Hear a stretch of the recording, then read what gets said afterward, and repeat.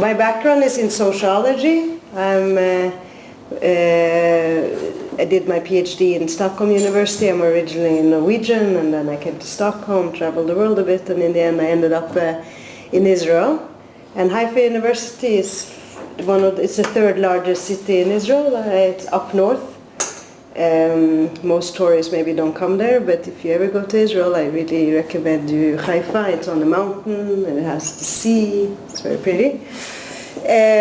Not as pretty as Paris, but still. So what I want to do today is I want to present two studies that are connected. One study was we first did the first study, and it sort of led us to the second study because we had so many questions after the first study, so we did the second one. So they belong together. So the first study is just how is medical cannabis presented in the news media in Israel. We have a medical cannabis program in Israel. I will tell you a little bit about it. And obviously, I'm sure also in France that the reporters are interested in medical cannabis. It's a topic that comes up. So first of all, we just want to understand how is this topic represented in the news media. And then that led to the second study is when the topic of medical cannabis is presented in a very specific way, and it's the most prevalent way, which is through patient narratives. I will explain to you what it is. Does it influence the public opinion about the recreational cannabis, so the blurred boundaries? So those are the two studies that I'm going to talk to you about. Just really want all of the studies that I'm doing it with a good friend of mine, Hama Lewis, and she's not in France today, so she's not able to present, but she's really one of my closest colleagues. So I just want to note that. So don't know how much I need. I don't know your background. What's your background? Medical? Epidemiology? Okay. Background in drug use, substance use, a little bit?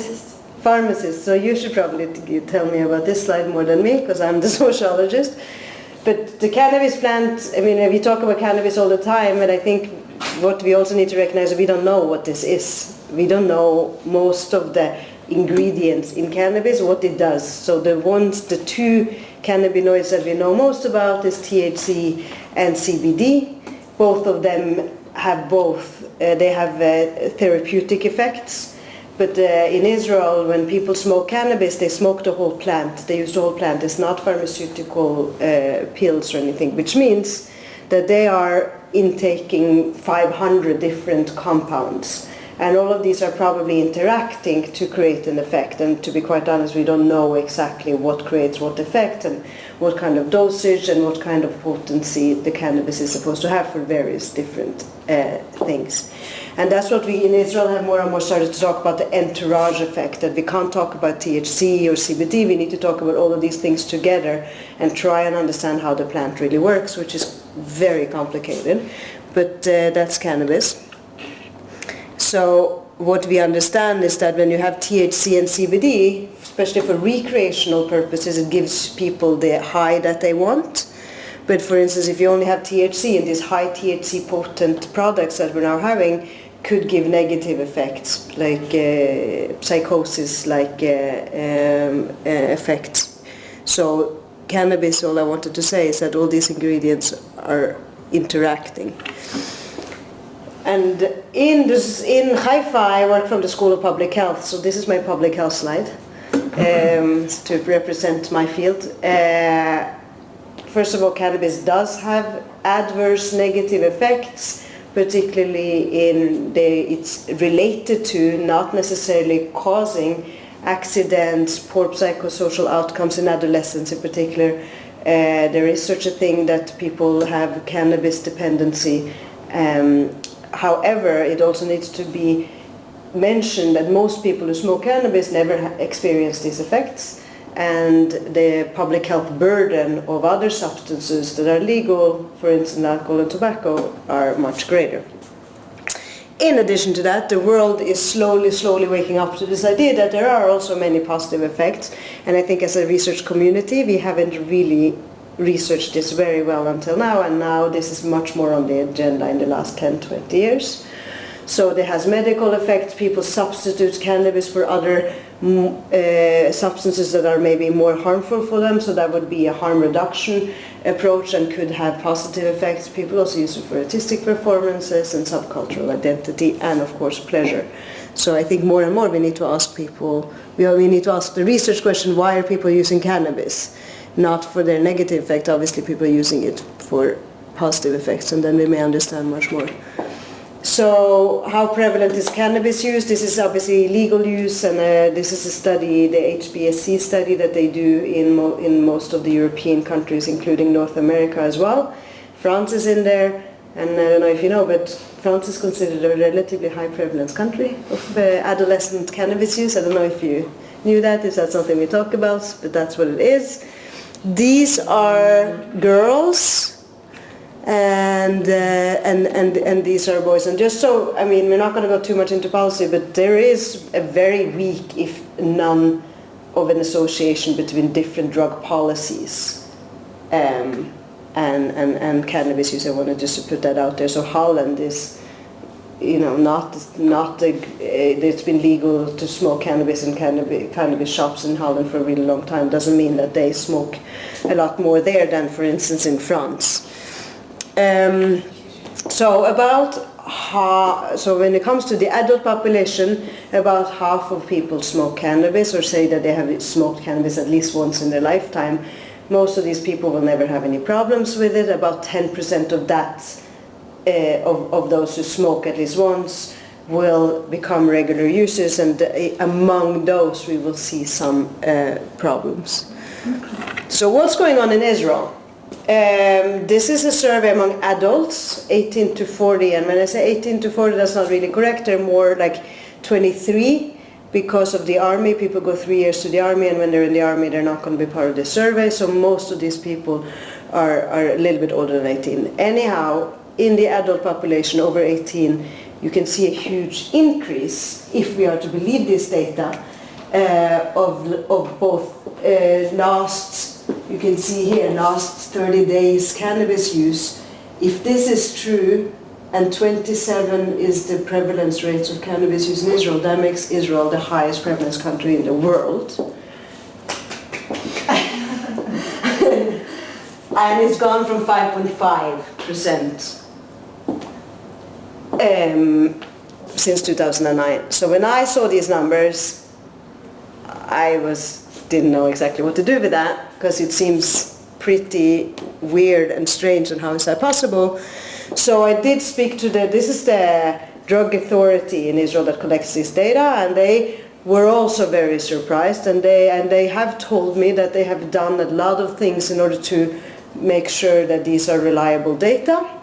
So they checked, have they changed the survey question, did they change the order of the questions, have any of the other drug use questions had the high super increase, and none of that is true. So there's no indication right there that these are false data. I still remain very skeptical. But one could start and say, well, does it have something to do with medical cannabis use in Israel? Does it have something to do with changing attitudes? Which means maybe there hasn't been such a huge increase, but more and more people are admitting to the fact that they're using cannabis, and alongside also more people using. I don't have an answer for you in the end of this talk, if there has been such a huge increase, and if Israel is leading the world in cannabis use at the moment. I don't have an answer, I don't know. But these kind of questions are arising about if there is an increase, what may be causing this, let's study it. Many countries in the world have medical cannabis policies. This is a map that changes every day about which countries in the world have legalized cannabis, recreational and medical. Canada have now legalized cannabis recreational use. I don't know if you know that. That's a year ago or something. One thing that is going on in the States, which is different maybe than for instance, what's going on in Israel, though, is that there seems to be some kind of a trickling effect between, because in the United States, they asked people to vote for medical cannabis legalization. And then later, some of the states also asked the public if they wanted recreational cannabis use. And all the states in the United States that have legalized cannabis for recreational purposes first legalized medical use. So there seems to be some kind of a connection in public opinion, because this is going through public opinion because you're asking people to vote for this. So this is also where I'm coming from, is that I want to understand how are these things connected at the public level. In Israel, we have had a medical cannabis program since the 1990s. It's one of the earliest programs. Nobody in Israel knew that we had medical cannabis in the 1990s. We had less than 100 patients. It wasn't written about in the newspapers. No law was changed. We didn't vote on it. It was just somebody in the Knesset, which is the parliament, decided through pressure groups that they were going to give licenses to a few HIV patients to have a plant at home and smoke cannabis, because it was proven that it may help them. So you see that this is the licenses. So between 1990 and 2009, we only had we didn't have any medical cannabis in Israel almost, and nobody knew about it. And then somehow, which of reasons that I'm also not clear about, but I think it's pressure groups, media started to really focus on this, and more people, and then the policy started to change that increased the symptoms and conditions for which you can get the medical cannabis license, and then we see this huge increase. You can get a medical cannabis license in Israel if you have one of the conditions that are listed in a list that somebody came up with. The majority of medical cannabis patients in Israel are oncology patients or chronic pain patients. We also have PTSD, post-traumatic stress disorder, epilepsy. People, in order to get the cannabis license, you go to your specialist physician and ask for it. You need to prove that you have used all other pharmaceutical traditional treatments for at least 1 year. Then the physician makes a recommendation to the Ministry of Health, cannabis unit, and they either approve it or don't. And then you get the license. It says on your license right now, who's your grower? We got 8 private growers. You go to the grower. It doesn't go through the pharmacy. The future will probably put it into the pharmacy. Right now you go directly to the grower, and there's a grower there that tells you what kind of cannabis you're supposed to smoke. And then you try it, and then you go back and you say, it didn't help me. So then they says, oh, maybe try this product, and try this product, and what's in this product, we don't really know, but try it. That's the situation. It's a bit of a strange thing, but that's what's going on. Does Israel have more or less medical cannabis patients than anywhere else? Not really. I just try to, because people are saying that Israel leads the world in medical cannabis use and policies. I think we have a long history of policies, so it's a well-known program, but we don't have a lot of patients compared to other places. United States have some states with a lot of patients, some states with very few patients. All of it comes from the policies, how stringent the policies are, how difficult it is to get the license. So I would say that Israel is average in terms of how stringent the program is in order to get it. So what may be the mechanism from having this medical cannabis program to maybe what's the role of the media in all of this? And may it have anything to do with recreational use? Well, if we think that there's a connection between medical cannabis policies and an increase in use, then we say maybe risk perception has gone down. People don't think cannabis is dangerous anymore. People may think somehow, which is wrong, that they're not going to be punished by the police because medical use is legal, but it has nothing to do with recreational use, but there may be a wrong perception going on there. And all these things may be communicated through the media. Which means that medical cannabis may be one of those things that destabilizes the war on drugs, which the US have kind of led, but we've taken it over because of all these psychological mechanisms. They're changing our perception of the plant. So what does the previous literature say about the connection between these two things? First of all, it says that in the United States, if you just look at states that have legalized medical cannabis use, they did not have an increase in recreational cannabis use afterwards on the whole, if you look at it like that. But when we start looking into the details of different cannabis state medical cannabis programs, we see that there may be something there, because commercialization of a medical cannabis program, meaning large-scale production of medical cannabis, free commercialization, meaning people can put up billboards of selling the drug, like we sell milk, that has shown to maybe increase cannabis use. So it's not about the medical cannabis program per se, but maybe the commercialization of it, which goes through media, because commercials are part of our media landscape. So that's why we wanted first of all to focus on, well, what does the media in Israel say about medical cannabis? Is it positive? Is it negative? How is this plant or this policy presented in the media in Israel? And how does it do it? So we have a framework called framing. So you can present something, you can present medical cannabis in many different ways, and the way that you present it in the particular way that you want to is through framing. Think of it as a frame in a picture, and everything goes in there. So you can paint the tree in a million different ways. You can paint cannabis in different ways by emphasizing certain things. Are we emphasizing the criminal side of it, or are we emphasizing the research part that is now more and more showing that cannabis is helping for all the symptoms? Are we really emphasizing the suffering patient, and not just the patient, but maybe the child that is dying? That frame is going to have specific effects maybe of attitudes towards the medical cannabis program. So that's what we wanted to understand. How does the media in Israel look? So there are different. So just to give you some examples of what could be the context. So what kind of media messages are we getting in Israel? So Israel developed revolutionary medical marijuana inhaler. Look at the language as well. Because I don't know if you have noticed, but marijuana is used to be like this is not what we call cannabis in most of Europe, and in Israel it's cannabis.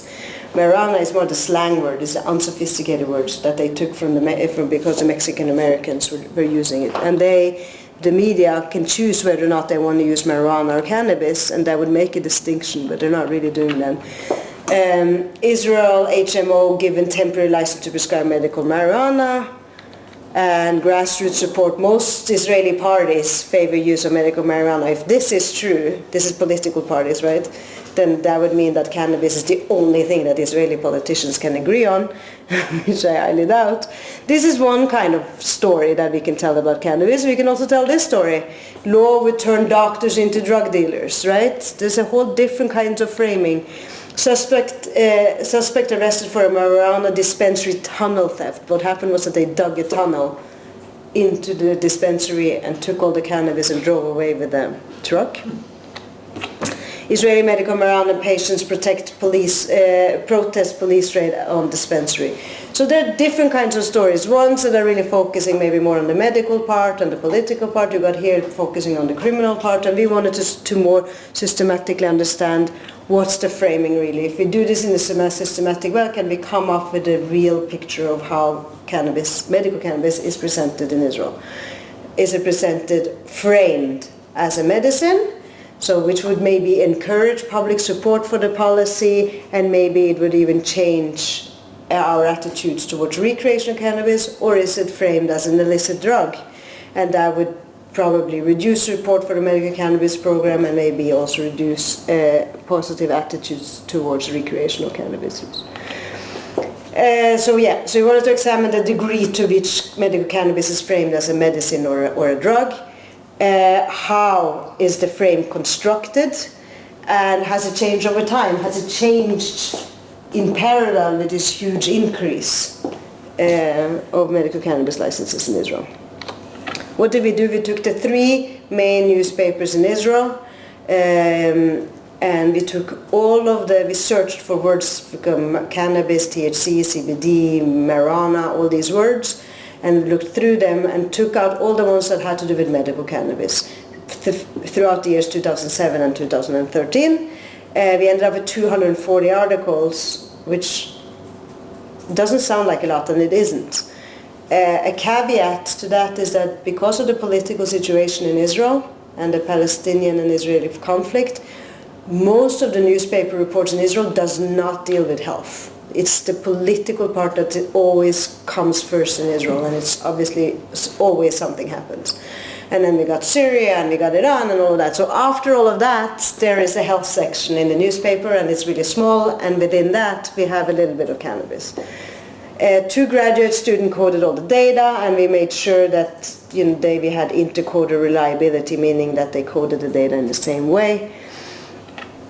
And how did we code it? So we took each article that we have out of those 214 articles, and we said, code it as 0 and 1. Is this overall representing or talking about cannabis as a medicine, or is it doing it as an illicit drug? Then we all said, go deeper into the article and ask, how are the medical cannabis patients, if at all, how are they presented? Are they presented as neutral? Are they not even mentioned? Are they victims? Are they criminals? Are benefits of medical cannabis mentioned? Are diseases, specific diseases mentioned? Yes or no? And then we had obviously we had a code for what time they had it. The questions for the coding, they are exclusive answers, or you can... Yes. Okay. On these they are. So each article was either neutral. Yeah, they had to make, and it's kind of subjective, right? You have this article, and then you need to decide. It's hard. That's why we had 2 coders, and afterwards we tested the intercoder reliability to see whether or not they match up. Because it can happen that a newspaper article presents both. Yeah. Yeah, so it was overall, try and make an assessment of the general assessment of the article, exactly. Okay. I agree. So we did the intercoder reliability, and obviously we had some items where it was really low, and we realized, well, this is going to be an unreliable variable, so we're not going to use it. Okay, so how it is, so first of all, what we can see here is cannabis is most of all in these articles presented as a medicine. So overall, I think reporters in Israel, when they report on medical cannabis, are pretty convinced that we are talking about the medicine here and not something more blurry, although it wasn't in all. And in the articles where cannabis is presented as medicine, those articles are more likely to mention diseases. That's what you see here with this here, that they're much more likely to mention diseases. These are significant differences, right? They're much more likely to really mention and focus on the medical benefits of medical cannabis, because there's one thing of just mentioning it briefly, and the other one is really focusing on it. So these articles are much more likely to focus on it. And patients are more likely to be framed as victims of disease in these articles. Now, one thing that came out that is not so quantitative, but it was more of a qualitative assessment that we figured out while reading all this article, is that the narrative of the patient is very prevalent. We didn't code for this because we didn't sort of expect it to be so important, but once we started reading so a reporter can interview, he's doing an article, like there's a reporter is interviewing somebody and doing a story about medical cannabis. Who is he going to talk to for this story? He can talk to politicians, he can talk to the police, he can talk to policymakers, and he can talk to physicians, and he can talk to patients, and there's probably other people that he can talk to as well. Who does he mostly talk to and put up in front of the article? What came out is that the patients, their narratives, their story, their suffering was really prevalent, which makes sense because reporters try to make a good story, and I think the voices of people suffering really speaks to us. So if you're a reporter and you want a catchy thing and you want people to really read your article and feel something, you put the patient and the narrative, the story of the patient, right there in front. So that's what we saw, and we've seen that in other studies as well that have found that the patients are really they're in the center of this type of reporting. I'll just give you an example, just to give you, there are always quotes from patients. So medical cannabis changed my life. Finally, I was able to sleep. It was the only light in my life. Ever since I began using medical cannabis, my life has changed. There are no side effects and I can sleep. It's a miracle drug, basically. The cannabis helped me connect with my feelings. And then you can see it in the title. So some of them even have titles. So Ronen that's a name in a typical name in Israel. Ronen's plea, don't take away my medical cannabis. And this plant is a present from God. So which is the voices of the patients. So the voices of the patients are coming out in these stories to a very large extent. Was there a linear trend, like the way that these things are presented over time? So we say that most of these stories present cannabis as a medicine as opposed to a drug. Has there been fluctuations over time? And the answer is no. There's basically just been up and down, and I don't see a pattern of over time. So it doesn't seem to be that this framing of cannabis has changed in Israel over time. It was similar from beginning to end. Okay, so just a little bit about the limitations. Obviously, we have a small sample size. We don't know how people perceive these stories. That's not what we're studying. This is only Hebrew language sources. We don't know anything about how the Arabic media, which is 20-25% of our population, we don't know how they represent it. That would be great if I would understand and can do that study. I'm assuming it's going to be different, and that would be the next project that we want to do, is just do the same thing and just compare. Anyway, so the overall takeaway message that we got from this was a relatively small study we did, was that in Israel, cannabis is presented as a medicine in these medical cannabis stories. And how do they do it? They present patients as victims of disease. They really emphasize the specific diseases. They emphasize the medical benefits of the disease. And the narratives are so important. So then we thought, well, does this at all influence how people see medical cannabis? And does it influence how people see recreational cannabis use?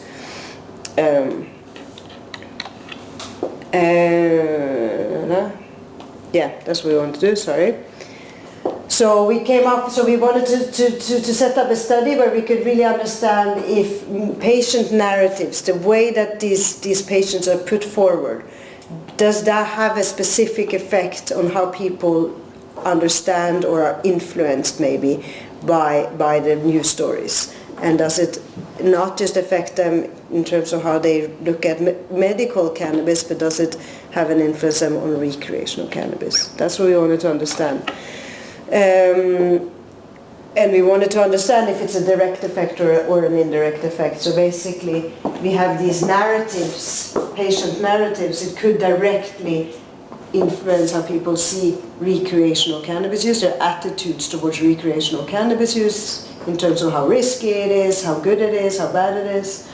But it can also go through medical cannabis attitudes, right? So it could be that these narratives really influences, first of all, the medical cannabis attitudes, and then we see that drop down, which would be an important thing to note, because if other countries are going to change policies towards medical cannabis, news media are going to probably write a lot about it.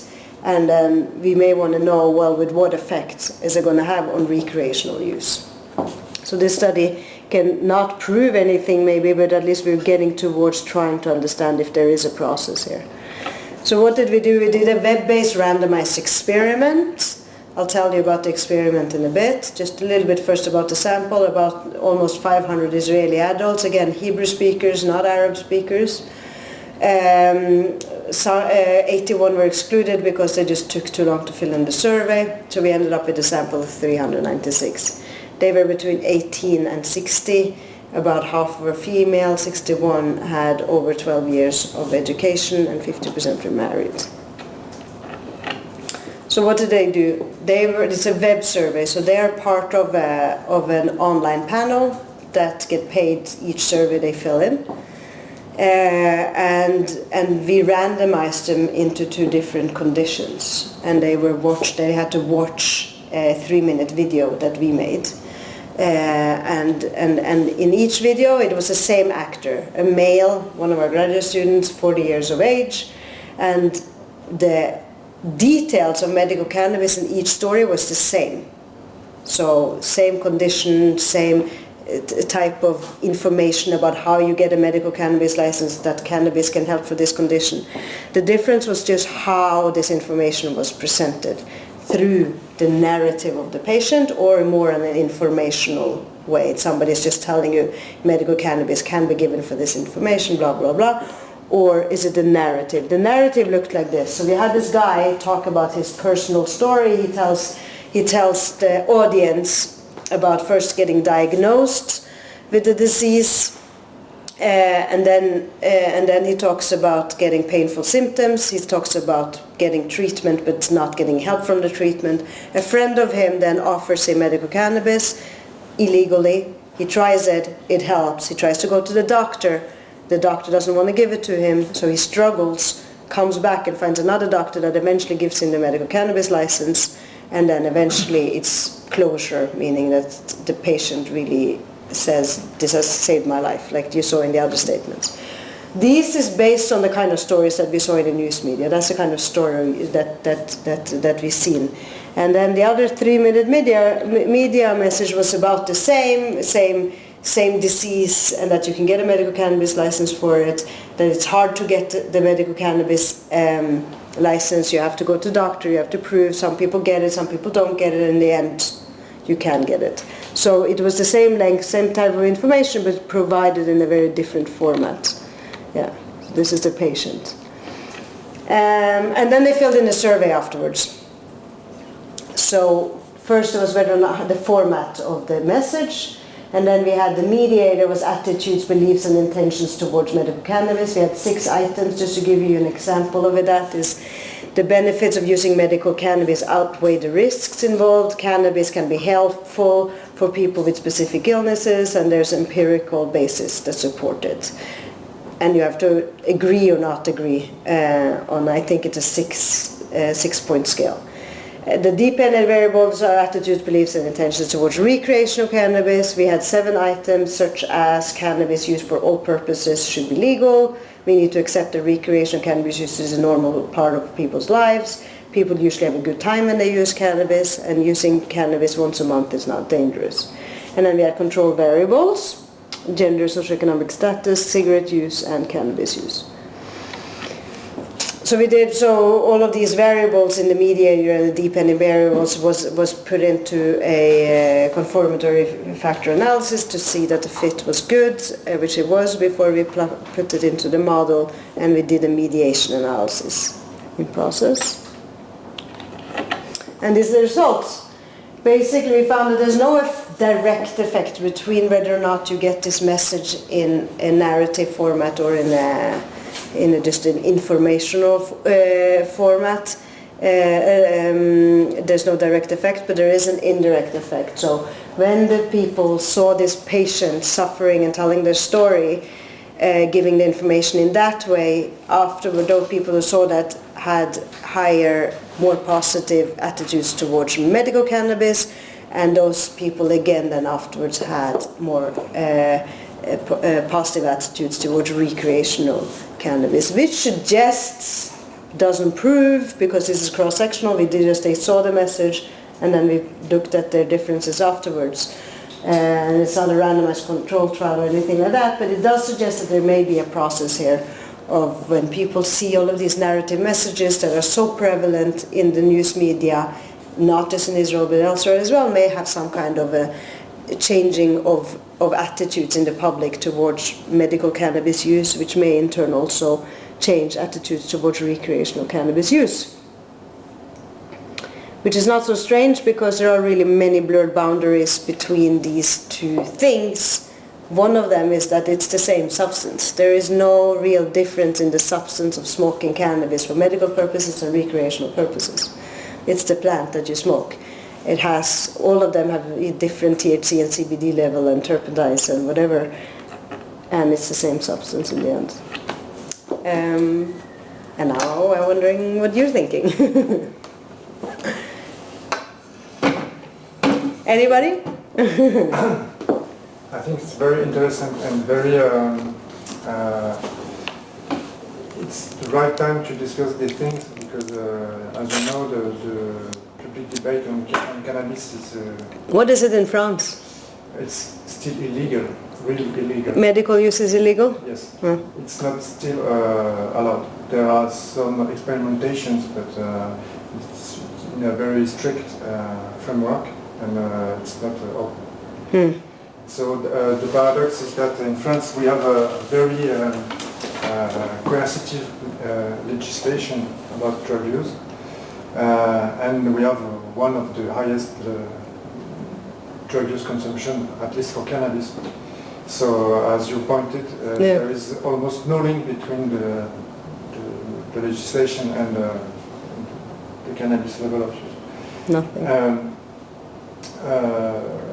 So the fact that you study the type of information that you can grasp in the newspapers and the way it is presented, it's very interesting because in France we do not study cannabis since many times. In fact, the statistical series began in 1992. They were conducted. So the studies were conducted on very small sample size, and then the last large survey took place in 2017, 2 years ago, and but we could see a rise during the 90s, and then in the adult population, in the everything, right? And now in the adult population, the general population, almost 40% of the people have already tried cannabis. Yeah. So it's very. So it's more than us. It's very common, but in fact there is an inflection. This recent year, the cannabis trance is oriented downward. Oh, really? It doesn't increase anymore. But there was changes in the presentation of the cannabis during the early 2000 years and 5 years ago. At the beginning of the 2000 years, there was a presentation of the cannabis as an intermediate drug between alcohol and hard drugs. The gateway. And so the language and the public opinion became accustomed to consider cannabis as a soft drug that could be used and be part of the lifestyle. I'm exaggerating a little bit, but it was the orientation. Right. And then there was a change maybe 7 years ago, mostly because new scientific evidence showed that the cannabis use, especially during adolescence, was very harmful for the brain development and so on. And then also the government took advantage of some study on car crashes to incriminate cannabis as responsible for the number of deaths on the road. Even it was a very small percentage of the death, but there were public campaign showing that the cannabis could be responsible of fatal crashes. And so in the recent years the public speech changed, and the image of the product changed too, and there was also a concomitant change in the shift in the evolution of the cannabis use, and now it's not increasing anymore. So it's not a proof of anything, because this kind of thing could change from year to year depending on the supply. And where is cannabis produced? Most of the product comes from the Maghreb, Morocco. Oh, so you import cannabis? It transits Netherlands? And the Netherlands? The most part is from Morocco. Okay. And it transits in Spain. And then in France. So you're not self-producing more? Yes, Recent change is the development of the home grow of the cannabis. Yeah. It's become more and more popular. Right. And I think it's all for many reasons. People avoid the black market, of course, but they also choose this mean of production and consumption because of paradoxical health concerns, because of they can control what they smoke and so on. And there is an ecological concern about cannabis, like you can see for the organic food that people want to. They want. So the things are changing, but globally, I would say that the image of cannabis and the perception of its harm is changing in France since maybe 10 years. And in the newspaper, the tone of the presentation of the product changed too. It's become more and more common to speak about cannabis because since 20 years there are a lot of reports in the... And it's a positive... But it's not so positive anymore. People talk about it, but they're not very proud or... Because these things have real effects. We saw, I think, Charlotte's Web. It's, I mean, both in the UK and in the United States and Canada, when they managed to do some of the policy changes, it was because of individual patients that were put in the media, like, look at this child suffering, and the law that they changed actually got the name of the patient. So there's legal changes in the name of these patients, typically children. Like these narratives, so maybe they have a different process going on there. If it's becoming less negative or more negative, it's the opposite. A new thing in France that in the gross national product, the National Statistical Institute now takes the added value. I don't know of the drug market. Oh, really? Yes, since. Wait, it's part of your GDP? Yes. Well, it's very small portions, but 0.1% of the GDP you make. Are you the only one who do it, or other countries also? It's a requirement of the Eurostat, that is the OCD? European Agency for Statistics. Oh, okay. And some countries already count cannabis and so on, like the Netherlands, of course. Yeah, the Netherlands for sure. But black market tend to become a real part of the GDP product in most countries.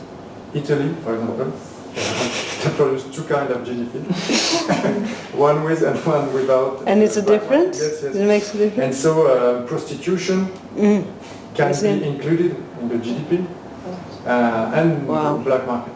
And that's very ironic. But people are not paying taxes on it. Yes, yes, prostitutes are taxed. Prostitutes, it's legal. Yeah. It's not so legal, but they pay taxes. So it's very paradoxical. Oh, it's not legal, but they pay taxes? No, it's not legal.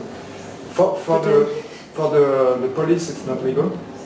They prosecute them? But for the Ministry of Taxes, I don't know. That's legal. That makes no sense. Yes, it's very paradoxical. And in France, the market size only for cannabis is 1.3 billion euros a year. It's not the whole drug market. No, only the cannabis. Only the cannabis? It's quite big, in fact. Yeah, because you have 40% to use it. Yes, but only the market size, not the added value. You know, it's not part of the GDP. It's the product of the... Because it's people are using them. No, it's the amount of the purchases. So it's not the GDP. It's not because there's no income to the state. No, the GDP is the difference between the sales and the product cost. I do not have the product cost. I only have the sales. But the sales, the total amount because most of the product cost is not in France, or you can't calculate it. I can't. It's a plant. Yes. Sorry. It needs water, that's it, and some lights. Water, cars. and so on, guns. Guns, it needs a lot of guns. And, there is a lot of unemployment, a lot of employees in the cannabis because a lot of people. We have there's an app in Israel. We have many apps that only sells for cannabis, illegal. It's not medical, but it's huge business now. People don't go on the street and they buy cannabis. And these apps, they become so big, so they have employers. They have people who are working for the media reporters. They have people who are working for gender equality in the cannabis market, and they have nurses, so you can, if you have a bad experience, so you can call up and they will maybe help you if they can and find out. And there's reviews. It's like a marketplace, so you have, if you're selling cannabis here, then you have reviews. This has good products, bad products, overpriced.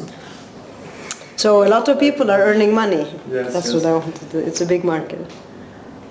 And there is a public debate about the legalization in France. Okay. It's not new. It began 20 years ago. Of recreational or yes, medical? It depends, but 20 years ago it was almost forbidden to speak about these things. And now there are some economists, some members of the government that advocate this kind of regulation. Makes sense. Maybe not recreational use, but things are changing. In fact, until very recently, you could go to jail or have strong penalties if you smoke cannabis or transport cannabis. It was not always true. The law says that, but in practice it's not the case. But now that's changed, and in a few months there will be only a fee. Oh, so decriminalization. Yes. It's in Israel also, but will it be a fee always? No. Or is a fee like... I don't know exactly, because the law has been voted, but not the way to... We have the same. So in Israel we voted also for the law, and it says the first time you have to pay 1,000 shekels, and next time you have to pay more. So if you caught more than 3 or 4 times, you only have to pay. But then the fourth time, then you have no more. 3 strikes. So yeah, I think it's 4 strikes and you're out. And when they did this in Australia, they found that actually the punishment became bigger in the end, because before the police just didn't care, and all of a sudden the police started to care. And then a lot of people, also not everybody can pay the fines, and then they trickles down. So in the end, the effect is that the punishment is bigger. And that's why maybe also smart. The cannabis home grow is developing in France too. Right, we also I think have a big... You got a lot of sun, so... at this time of the year. Yes. I have a specific question about your second study. Yeah. I think that the idea is really relevant, very smart in fact, but I just wondered how long, what was the duration of the field work? Because people were exposed to films and presentations, and then... Immediately afterwards they had... And you collected the attitude toward medical cannabis before the movies? It's not a difference, because we couldn't, because then you have... It's too short time. Yes, but... So you only have afterwards, so the assumption is that they were, because it was randomized into the two conditions, so our assumption is that they were equal in their views, and then afterwards they were not equal, but I can't prove it. Okay, but because I don't have them before. You did not record the attitude towards medical cannabis before being... No, everything was... They watched the movie and then they filled in the survey about the questions. So if the randomization wasn't correct, that they are different, which there is no reason why they should be, but because they were completely just... Yes, and was there any difference between the two exposed groups? In social demographics and everything, they were the same. In attitudes? Yeah, only afterwards, but before I don't have a measure. So only afterwards there was differences. Okay. And it goes in this kind of mediated effect. Yeah. And what were the characteristics of the participants? Were they younger, young, old, retired? They were, so most of them, yeah, so the mean age was 30 years old. They're 30, so they're relatively young, but they're all over 18. And how did you reach the participant? Is it all around Israel, or is only in one city? Yeah, it's a panel. It's a company that has like internet panels, and so this is supposed to be nationally representative samples. They're not, probably. I mean, first of all, there are no Arabs here. There are only Jewish Israelis, because we only had the survey in Hebrew. So there's no Arabs. And then yeah. But my hope is that, and I think this is true, that they're not representative maybe of the country or whatever, but within the group that I took, the two groups are the same before. Although, this is all about funding. We just didn't have much money, so we had to do it this way. We couldn't first measure their attitudes, and then maybe 2 weeks afterwards give them the video, and then 2 weeks after that again test their attitudes again. That would be the best way of doing it. And then even check how long maybe the effect lasts for. For that we needed more budget, and we didn't have it, so that was the best we could do. We have applied for funding to do something similar with the car messages about driving under the influence of cannabis, because this is one of the main concerns, is that they're causing accidents. We had one huge a fatal car crash in Haifa a year ago that made national news. A guy killed his family, and then he also killed the driver in the other car, and he had medical cannabis in his car when he crashed. Probably one of the things has nothing to do with the other, but the media picked it up, and now everybody is saying, well, if you have a medical cannabis license, you can't drive, because... So we're doing, yeah. So if we get funding for that, we will do kind of the more sophisticated methodology of separating them out. I mean, they were randomized, so there shouldn't be in the beginning, but I can't prove it because I don't have the data. Yeah. But it would be interesting to see how much their views on changed because of the movie. Right. Well, that I can look at, I can compare.